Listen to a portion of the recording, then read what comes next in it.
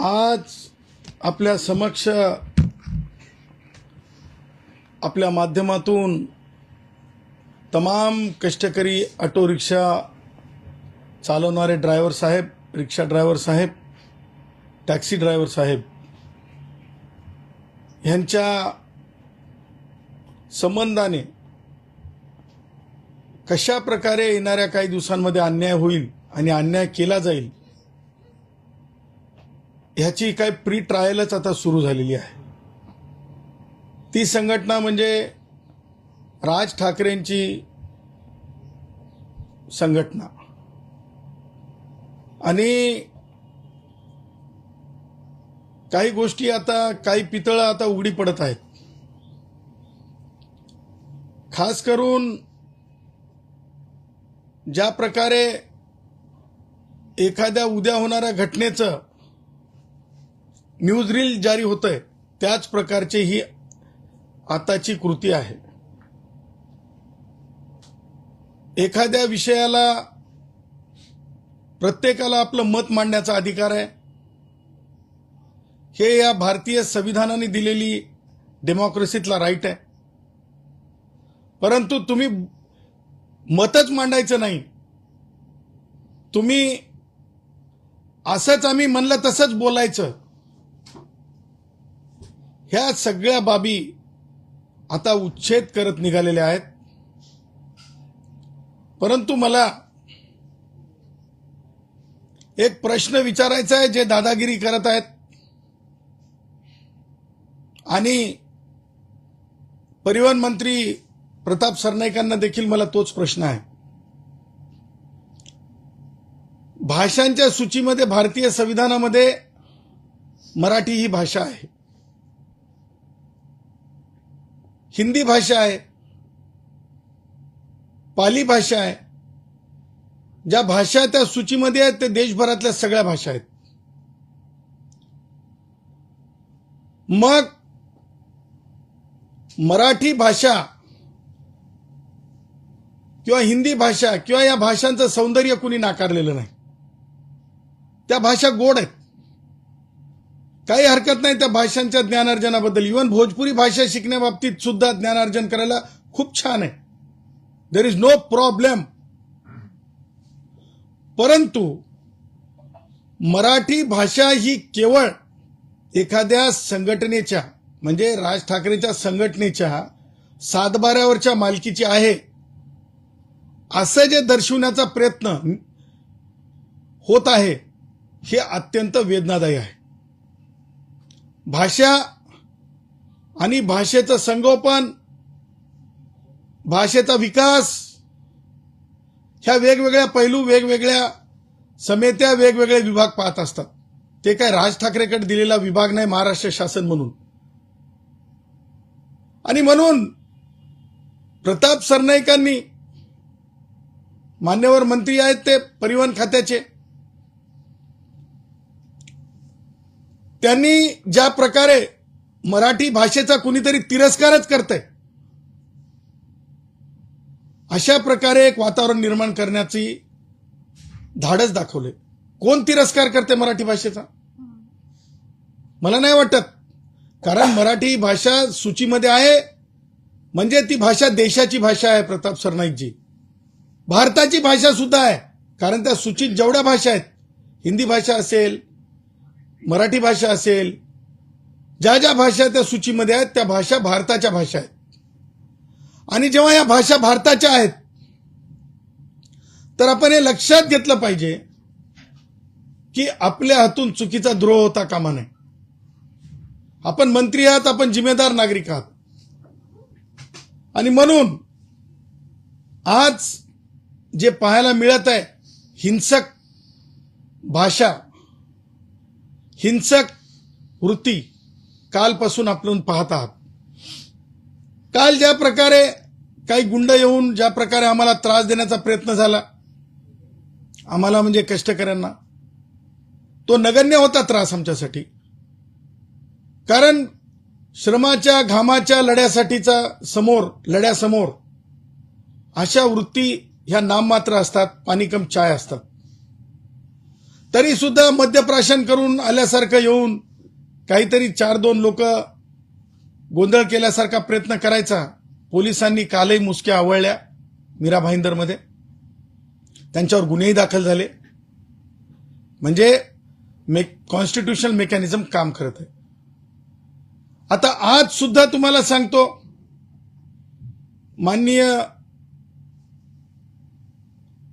ज्या प्रकारे म्हणजे आमचे पत्रकार आणि आपल्या शिवसेना शिंदे गटाचे नेते संजयजी निरुपम ह्यांच्या बाबतीत आज त्यांच्या गाडीची हवा सोडणे काय, त्यांच्या समक्ष उभं राहून काल सारखाच आज देखील 4-2 टार्गेटांनी येऊन गोंधळ करणे काय, हे कशाचं धोतक आहे?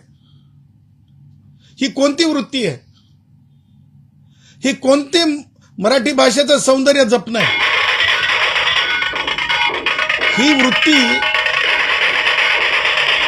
ही अत्यंत ही मुघली वृत्ती म्हणता येईल. हे कोणते संस्कार आहेत? तोडफोडीचं धमक्या देणे, भाषा ही अशा प्रकारे शिकवली जाते किंवा ऐकली जाते किंवा शिकली जाते का? हे लक्षात घेण्यासारखं आहे. राज ठाकरेंनी लक्षात घेण्यासारखं आहे. हे प्रताप सरनाईक सन्मान्य मंत्री आहेत, त्यांनी लक्षात घेण्यासारखं आहे. मला आज माननीय रश्मीताई ठाकरे, माननीय शर्मिलाताई ठाकरे या 2 माझ्या भगिनींना, मला त्या दोन्ही बहिणींना एक प्रश्न विचारायचा आहे. ही मर्यादा संघटनांमधली, आपण संघटनांमध्ये अधूनमधून असतात, मला माहिती नाही तुमची आपली सन्माननीय त्या संघटनांमधली पदं कोणती आहेत, परंतु एक मात्र निश्चित की आपण रिॲक्शन देत असता माध्यमांमध्ये, म्हणून आपणाला हा प्रश्न आहे. आपण महाराष्ट्राच्या जिम्मेदार महिला म्हणून आपणाला प्रश्न आहे. राज ठाकरेंच्या संघटनेच्या व्यक्तींनी, कोण काय नाव आहे त्यांचं त्या मुलाचं, तो शिबिगाळ 12 असं काहीतरी, अविनाश म्हणून जो मुलगा आहे, त्या अविनाशनी माझ्या आईचा अपमान व्हावा या अशा आशयांचं, म्हणजे मला ते शब्द म्हणजे उच्चारायचे नाहीत, पण ते दोन्ही माझ्या रश्मी ठाकरे आणि शर्मिला ठाकरे दोन्ही बहिणींना माहीत व्हावेत कलाकारी त्या मुलाची. तो 12 बापाचा म्हणतो, म्हणजे माझ्या आईला ती शिवी आहे, एका महिलेला शिवी आहे. माझी आई भारती सदावर्ते ह्या स्त्रीमुक्ती चळवळीमध्ये पहिल्या स्त्रीमुक्ती अधिवेशनाच्या त्या अध्यक्षा होत्या. त्यांचे पुस्तकं प्रकाशित झाले त्यांच्या भाषणावरले. आणि अशा प्रकारची शिवीगाळ ही महिलांच्या बाबतीत आणि मराठी भाषेच्या बाबतीत सांस्कृतिक आहे का? आणि सांस्कृतिक नसेल तर अविनाशनी ज्या प्रकारे सार्वजनिकपणे महिलांचा, माझी आई म्हणजे केवळ माझी आई लक्षात घेऊ नका, सामान्यपणे ही व्यक्ती असंच बोलत असेल जी माध्यमांसमोर असं बोलू शकते, मग हे राज ठाकरेंना चालतंय का? सांस्कृतिक शाल कायम स्वतःच्या भोवती पांघरणारे आणि प्रदूषणावर बोलणारे, हे वाचाळ प्रदूषण, हे अत्यंत अश्लील प्रदूषण, हे अत्यंत खालच्या स्तरावरलं प्रदूषण मराठी भाषेची संस्कृती जपणार आहे का? हे शिवराळ भाषा हे जपणार आहे का? माय बहिणींना, माझ्या आईला शिवी, म्हणजे मी मानतो की राज ठाकरेंना सुद्धा त्याच प्रकारची शिवी त्यांनी दिली आहे असं मी समजतो. त्याच प्रकारची शिवी त्यांनी प्रत्येक प्रतिष्ठित माणसाला दिली आणि प्रत्येक आईचा अपमान केला असं मी समजतो. आणि जर राज ठाकरे प्रत्येक महिलेचा मानच समजत असतील तर राज ठाकरे अशा टार्गेट पोरांना, ज्या पोरांची समाजामध्ये व्हॅल्यू काय तपासून घ्या, अशा मुलांना, अशा पोराला काय कारवाई करतात हे महाराष्ट्र पाहणार आहे. रश्मीताई आणि शर्मिलाताई काय कारवाई करतात हे महाराष्ट्र पाहणार आहे. अन्यथा भाषेच्या नावाखाली भाषेचा अपमान नाही का? भाषेच्या सौंदर्याचा अपमान नाही का? भाषेच्या संस्कृतीचा अपमान नाही का? हे प्रश्न सुद्धा विचारले जातील. एवढे सहज हे प्रश्न सोडले जाणार नाहीत. त्यानंतर कायदेशीर बाबींवर सुद्धा असे प्रश्न घेऊन उभे राहू, हे डंके की चोट पे सांगत आहोत. मला ज्या प्रकारे धमक्या येत आहेत त्या लाईव्ह पत्रकार पाहत आहेत, लाईव्ह पत्रकार ऐकत आहेत, माध्यमातून सगळ्या यंत्रणा ऐकत आहेत. का तर कष्टकऱ्यांना जी आई, दाई, बालवाडी शिक्षिका, अंगणवाडी शिक्षिका इथून जी भाषा अवगत होत असते आणि नव्याने भाषा एखादी आत्मसात करणं, काय आत्मसात करण्यासाठी काय पराकष्ट करावी लागते, एखाद्या शिक्षिकेला जाऊन यांनी विचारावं, एखाद्या अंगणवाडी सेविकेतल्या ताईला, आईला जाऊन विचारावं. मला माहित नाही हे मराठीमध्ये किती गुण घेऊन पास झालेले आहेत. मला हेही माहित नाही की कोणती शाळा ती आपली ह्याची नाही बॉम्बे स्कॉटिश मध्ये किती मार्क घेऊन मराठी पास कोण झालेलं आहे हे मला माहिती नाही. परंतु जेव्हा विषय निघतील तेव्हा एक एक विषय निघेल. त्या पुढे जाऊन मला तुम्हाला सांगायचंय की ही कोणती संस्कृती आहे ज्या संस्कृतीमध्ये ज्या प्रकारे राज ठाकरेंचा मुलगा व्यक्त झाला. जर आमच्या लोकांच्या अंगावर आलात तुम्ही तर रस्त्यावर मारणार. जर आमच्या लोकांच्या अंगावर आलात तुम्ही तर रस्त्यावर मारणार. हे कोणतं शिक्षण आहे? राज ठाकरेचा मुलगा, वडील अगदी म्हणजे बऱ्याच वेळेस राज ठाकरेंचे दोन बाजू असतात. बऱ्याच सूचना असतात तर बऱ्याच चुका असतात आणि लोकशाहीमध्ये चुकाही म्हणल्या जातात. परंतु ही कोण मारणार? प्रोव्होकेशन आहे, प्रोव्होकेट करत आहे. आणि त्याच प्रोव्होकेशन मध्ये माननीय संजीव निरुपम साहेबाच्या गाडीची नुकसान केलेलं आहे. शहानीची जजमेंट सुप्रीम कोर्टची स्पष्टपणे सांगते प्रोव्होकेट करणारा तेवढाच मोठा आरोपी आहे. आणि मग संस्कृतीचा वात्रटिकेतून जर म्हणलं बुरखा ओढून घेणं, ते संस्कृतीचा तशा प्रकारचा बुरखा फाडण्यात येईल. हे बिलकुल चालणार नाही. हे खपवून घेतलं जाणार नाही. मराठी भाषेचा मान आम्ही राखतो, हिंदी भाषेचा मान आम्ही राखतो, गुजराती भाषेचा मान आम्ही राखतो. मराठी किती प्रकारच्या मराठी भाषा आहेत यांना काही कल्पना आहे का? ऐरणी मराठी, आता माझ्या रिक्षेवाल्यांना ऐरणी मराठी शिकवायची का? त्याचबरोबर विदर्भामध्ये जी वराडी मराठी आहे, त्याचबरोबर कोकणी मराठी आहे, त्याचबरोबर पुणेरी मराठी आहे. मी तुम्हाला दाव्यानं सांगतो, राज ठाकरे मराठीचे पंडित आहेत ना. राज ठाकरेंनी ऐरणी भाषेत आमच्या बोलणाऱ्या उत्तर महाराष्ट्रातल्या धुळे, जळगाव, नंदुरबार या भागातल्या मराठी भाषिक म्हणजे ऐरणी मराठी भाषिक माणसासोबत बोलून संवाद करून दाखवावा. अरे अगला पिछड़ा कुछ देखना नहीं, कुछ नहीं, बस हो जा शुरू गुरु, हो जा शुरू गुरु, हो जा शुरू गुरु. गुरु शुरू आणि चेले शुरू, गुरु शुरू आणि चेले शुरू. त्यामुळं अशा प्रकारे जे काही म्हणजे अर्वच्च भाषेमध्ये जे काही चाललेलं आहे हे सहन केलं जाणार नाही. आता मला सांगा तुम्ही, शर्मिलाताई आणि रश्मीताई हे ऐकायचं आणि महाराष्ट्र अपेक्षित आहे तुम्हाला? हे अशा प्रकारचं प्रदूषण भाषिक प्रदूषण नाहीये, हे वैचारिक प्रदूषण आहे. या प्रदर्शनाला मान्यता आहे का? हा पोरगा कोण आहे मला माहिती नाही. माझ्या माहितीप्रमाणे हा आरपीआयच्या एका कार्यकर्त्याकडे पूर्वी काही काळ शिकला आणि त्याच्यानंतर हा हुकला आणि इकडे येऊन हा बाष्कळ झाला. हे ऐका. तो जर एका बाप्पाची औलाद असेल तर त्यांनी 4 तारखेला मीरा भाईंदर मध्ये यावं, त्याचं चॅलेंज मी स्वीकारलं. मराठी सक्तीच्या वरून सांगितलं की 15 लाख रिक्षामध्ये आंदोलन. तो जर एका बाप्पाची औलाद असेल तर त्यांनी 4 तारखेला मीरा भाईंदर मध्ये यावं, त्याचं चॅलेंज मी स्वीकारलं. आता मला हे विचारायचंय, रश्मीताई, शर्मिलाताई, हे बाप मोजण्याचे अधिकार कोणत्या संस्कृतीत मनसेमध्ये आणि शिवसेनेमध्ये दिले जातात. आणि याच्यामुळे महिलांचा अपमान होत नाही, सार्वजनिक आई बहिणींचा अपमान होत नाही. कारण हा माध्यमांसमोर जर बोलू शकतो तर हा साहजिकच इतर वेळा सुद्धा याच्या अंगवळणी पडलेल्या बाबी असतील. त्यामुळं महाराष्ट्र या बाबतीमध्ये माफीची वाट पाहत आहे. ही जर केलेली गंभीर चूक असेल तर राज ठाकरे माफी मागणार का? माननीय संजीव निरुपम साहेबांची माफी मागणार का? गुणरत्न सदावर्तेंच्या आईच्या बाबतीमध्ये अर्वच्च बोलले, राज ठाकरेंच्या आईच्या बाबतीत ते स्वीकारावं त्यांनी, आणि ते त्यांच्या कार्यकर्त्याला माफी मागायला लावतील का? आणि तेच माफी गुणरत्न सदावर्तेची ते देखील मागतील का? हे देखील मी आज प्रतिप्रश्न. कारण सांस्कृतिक बोलायला सुरुवात केली की एक बोट दुसऱ्याकडे दाखवताना 4 बोट आपल्याकडे राहतात, हे कोणी सुद्धा विसरता कामा नये.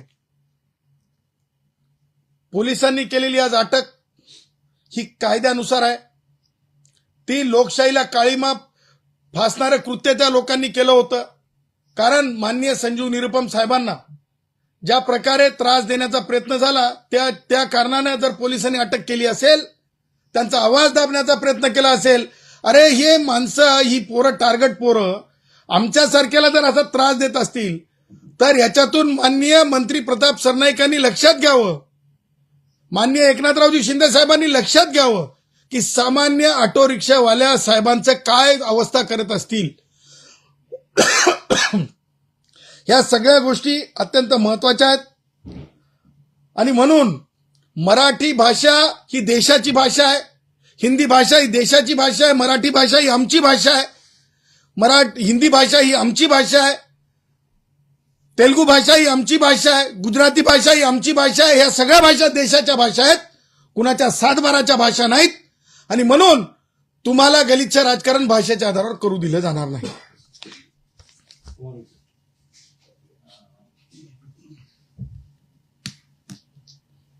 सध्या संदीप देशपांडे यांनी एक ट्विट केलंय.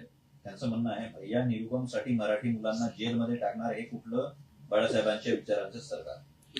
मला सन्माननीय संदीप देशपांडे हे दबावामध्ये असं बोलले असतील.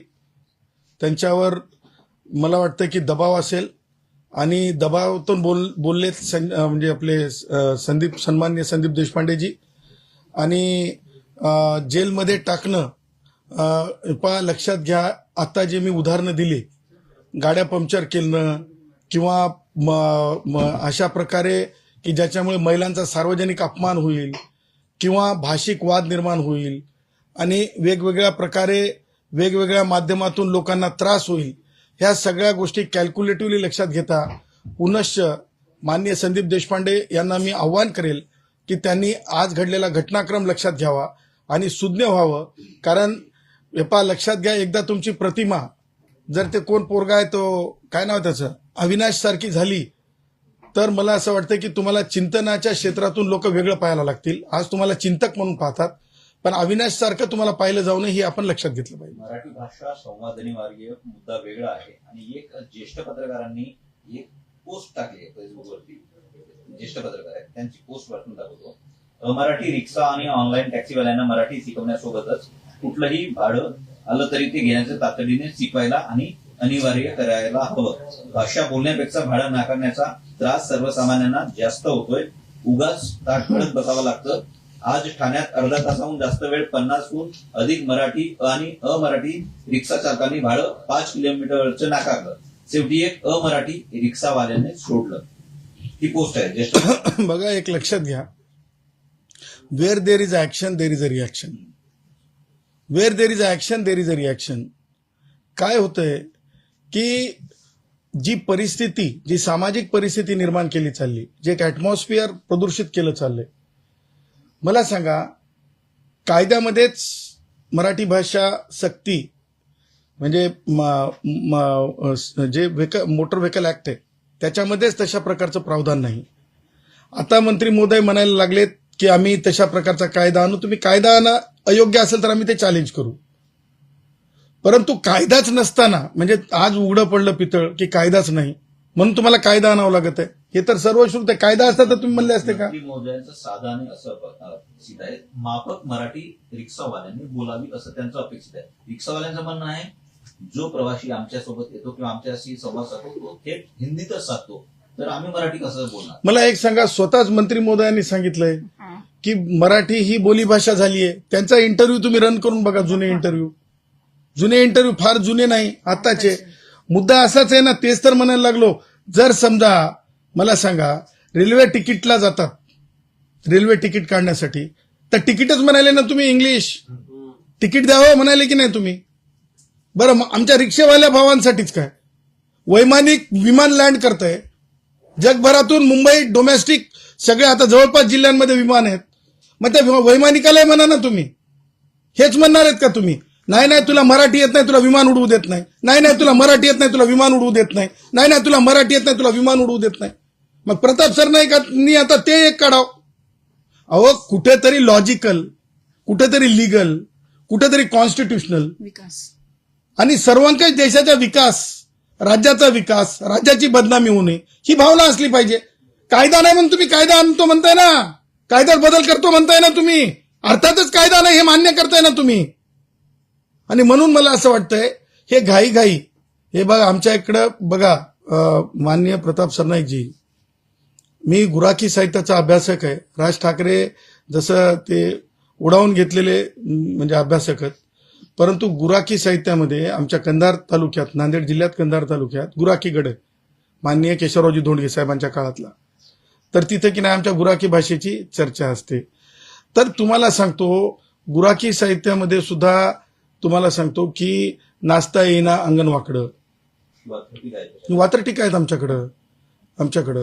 तर अशा प्रकारे आपण काहीतरी उलटं पुलटं करून आपण प्रसिद्धीच्या झोकात राहतो, परंतु आपण आपल्या कार्यकाळावर जे आहे काळा धब्बा लागत असतो. त्या गोष्टीची पूर्ण काळजी घेतली पाहिजे. त्या नावानं ओळखलं जाते, अरे त्या मंत्र्यांचा काळ काय होता, तुम्हाला सांगतो. काही मंत्रालयाचा काळ असा होता की खाजगी वैद्यकीय महाविद्यालय करणारे, मेडिकल कॉलेजेस देणारे मंत्री म्हणून ओळखले जायचे. राष्ट्रवादी काँग्रेसचे वयोवृद्ध पुढारी शरद पवारांच्या काळात म्हणजे खाजगी मेडिकल कॉलेजेसच, पण माननीय गिरीशभाई महाजन नावाचे मंत्री जेव्हा झाले आरोग्य खात्याचे, त्यावेळेस प्रत्येक जिल्ह्यामध्ये शासकीय वैद्यकीय महाविद्यालयवाले मंत्री म्हणून ओळखले गेले. प्रत्येक जिल्ह्यात शासनाचं मेडिकल कॉलेज, तरी ही अशी ओळख असते. आता जर उद्या प्रताप सरनाईक साहेब त्या डेपोच्या जागा, 49 डेपोच्या जागा जरी 99 वर्षावर द्यायला निघाले, ज्या जागा सेल्फ डेव्हलपमेंटच्या माध्यमातून उभ्यावर राहू शकतात, तर उद्या लोक काय म्हणतील? कष्टकऱ्यांची श्वास घेणाऱ्या जागा, कष्टकऱ्यांच्या आंबे दूध गाड्या घेऊन जाणाऱ्या असतात, ते रिकामे डब्बे ठेवण्याच्या जागा, आता म्हणजे लिफ्ट पॉइंट वरून झाल्यासारखं जर जाऊन उभं राहायचं असेल, तर उद्या लोक काय म्हणतील? जागा विक्री होणाऱ्या काळातला मंत्री, जागा विक्री करणाऱ्या काळातला मंत्री, ह्या सगळ्या गोष्टी ज्या आहेत लोकांनी आपल्याला निष्ठेनं आठवलं पाहिजे. लोकांनी आपल्याला एका भावनेतून आठवलं पाहिजे. जसं बघा, लाडकी बहीण म्हणून एकनाथरावजी शिंदे साहेबांची ओळख आहे, तर उलटी होईल ओळख. एक अभी बोलता है, एक बाद में बोलता है, एक अभी बोलता है, एक बाद में बोलता है, ये अभी बाद में बोलने वाला मंत्री बोलता प्रताप सरनाईक. ही त्यांनी विचार केला पाहिजे. सत्सद विवेक बुद्धी त्यांना लाभो, अशी माझी भावना आहे. संदीप देशपांडे गेलेले आहेत, मनसेच्या काही कार्यकर्त्यांना अटक केलेली आहे. 11 कार्यकर्ते आहेत, त्यांच्यासाठी आता संदीप देशपांडे महिला बघा, मला एवढंच समजतंय की लोकशाहीमध्ये प्रत्येकाला मत मांडण्याचा अधिकार आहे, परंतु जर तुम्ही हिंसक कृती करत असाल, म्हणजे गाडीची हवा सोडणे, धमक्या देणे, तर माननीय सर्वोच्च न्यायालयाने शहानी विरुद्धचा जो शहानीच्या संदर्भातला खटला आहे, त्याच्यामध्ये अशा प्रकारच्या कारवाई करण्याचे आदेश दिलेले आहेत. कारण याच्यातून रॉयट्स होऊ शकतात आणि ते प्रिलिमिनरी मेजर असेल किंवा आफ्टर ऍक्टिव्हिटी असेल, तर दोन्हीतही अशा प्रकारची अटक ही संयुक्तिक आहे. ही अटक चुकीची नाही आहे. कारण विध्वंसक गोष्ट घडण्याच्या अगोदर जर प्रिकॉशनरी मेजर म्हणून जर केलेली कारवाई असेल, तर ती कारवाई संयुक्तिक आहे. आणि मला असं वाटतंय की म्हणजे कार्यकर्ता चुकला म्हणून ते तिथं सोडवायला गेले किंवा त्या पोलीस स्थानकात चर्चा करायला गेले, याच्यात गैर नाही. परंतु माय बहीण, आया बहिणी किंवा भाषिक वाद निर्माण होणाऱ्या बाबींच्या सोबत माननीय श्री संदीप देशपांडेंनी जाऊ नये असं मला त्यांना आव्हान आहे. सर, अंधेरीमध्ये काही रिक्षा चालक किंवा टॅक्सी चालक आहेत यांना बाराखडीची पुस्तकं वाटप करायची नवीन मोहीम आजपासून सुरू केली आहे. कसं बघतो? बघा, प्रताप सरनाईकांनी लय सुंदर सांगितलेलं आहे बघा कालच्या मुलाखतीमध्ये. लक्षात ठेवा, तुमच्या पाठीवर एवढं गठोड बांधून जरी काय पुस्तकांचं दिलं तर ते या ज्ञानार्जनात जाणार आहे का? त्याला लेखन, वाचन, संभाषण, चिंतन ह्या सगळ्या गोष्टी असतात रे बाबा. आणि बरोबर प्रताप सरनाईक काल काय म्हणलेत माहित आहे? ते म्हणले की हे लोक काय करतात, पुस्तक दाखवतात, व्हिडिओ काढतात आणि त्याच्यानंतर हे गायब होतात. हे फोटो काढतात. हे प्रताप सरनाईक मान्य मंत्री आहेत, ते मंत्री म्हणलेत आम्ही म्हणणं झालो रे बाय मनसेवालो. कालची मुलाखत बघून घ्या. उलट तुम्हाला सांगतो, प्रताप सरनाईकांनी, सन्मान्य मंत्री आहेत ते, त्यांनी काही साहित्यिकांना बोलवलं त्यांच्या ओळखीतल्या. कारण आम्ही सुद्धा साहित्य परिषदेमध्ये, सरनाईक साहेब, आम्ही ऑटो रिक्षा चालवला नाही, बुर्जीचा गाडा नव्हता हो माझा, पण मी अखिल भारतीय साहित्य परिषदेच्या राजकारणात होतो. मी मान्य सुधाकररावजी डोईफोडे साहेबांसोबत होतो. मी आणि जयश्री दोघं जण अटक झालेले होतो साहित्य परिषदेच्या बाबतीत. 2 ठिकाणी 2 मतदारसंघात जे आहेत, चपळगावकरांचं नाव होतं लेखक मतदारसंघात आणि दुसऱ्या एका मतदारसंघात. आम्ही आंदोलनही केलेली माणसं आहेत, आम्हाला तेवढं समजतंय, एवढी समज आम्ही ठेवणारी माणसं आहोत.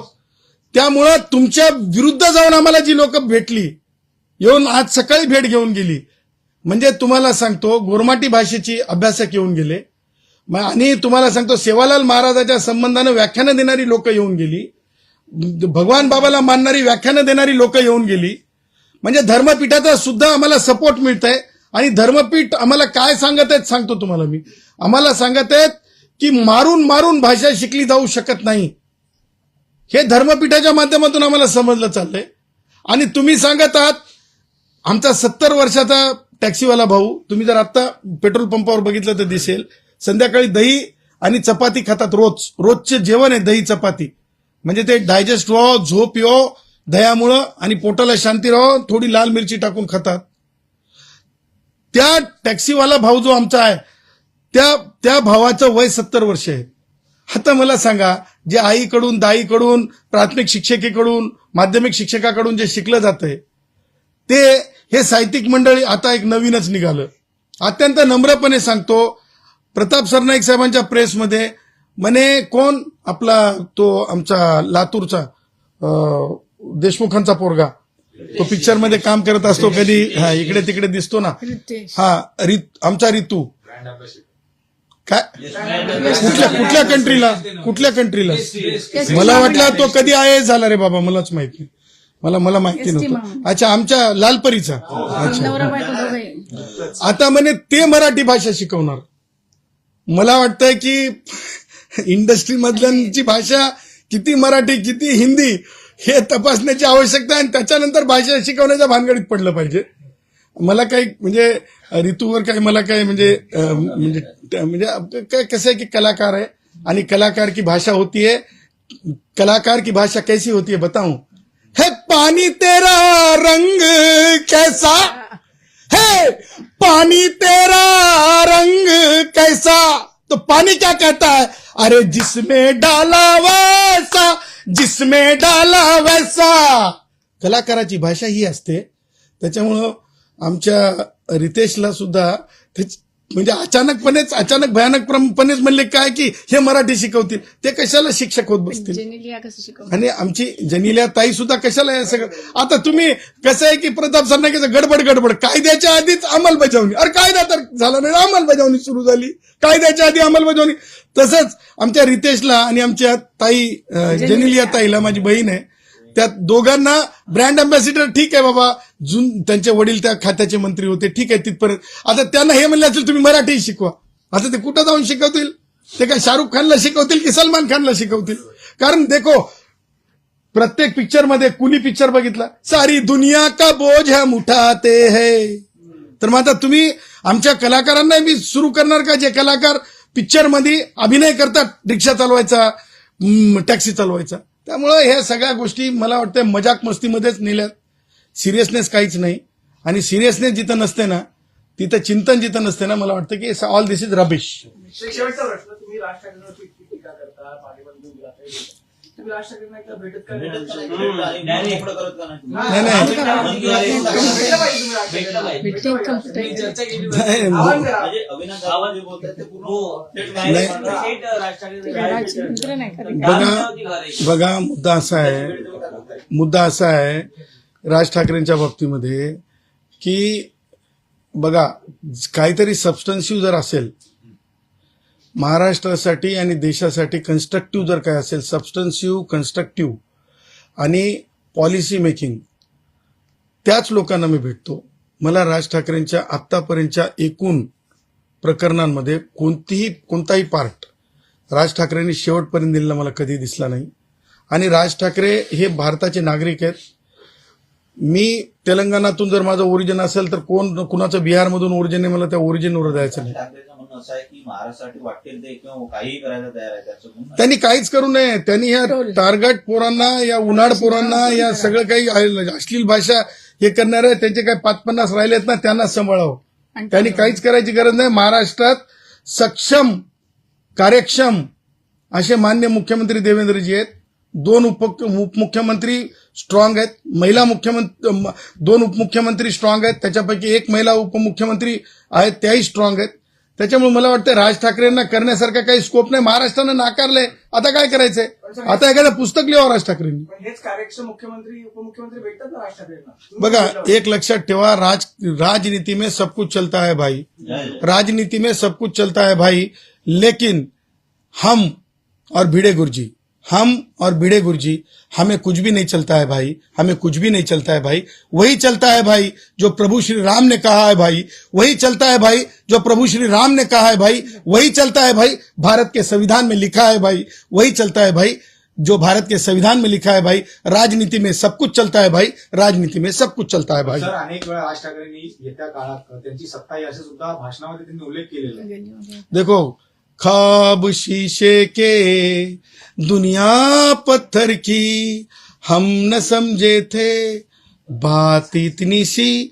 जेव्हा तुमचे ख्वाब राहतील की आम्ही मराठीवर महाराष्ट्र तोडू, जेव्हा तुमचे ख्वाब राहतील की तुम्ही वेगवेगळ्या भाषिक लोकांना त्रास देऊ, तर त्याच्यानंतर तुम्हारे ख्वाब कभी पूरे नहीं होंगे. क्योंकि वो गाने में कहा है, ख्वाब शीशे के, दुनिया पत्थर की, राज न समझे है बात इतनी सी, राज न समझे है बात इतनी सी.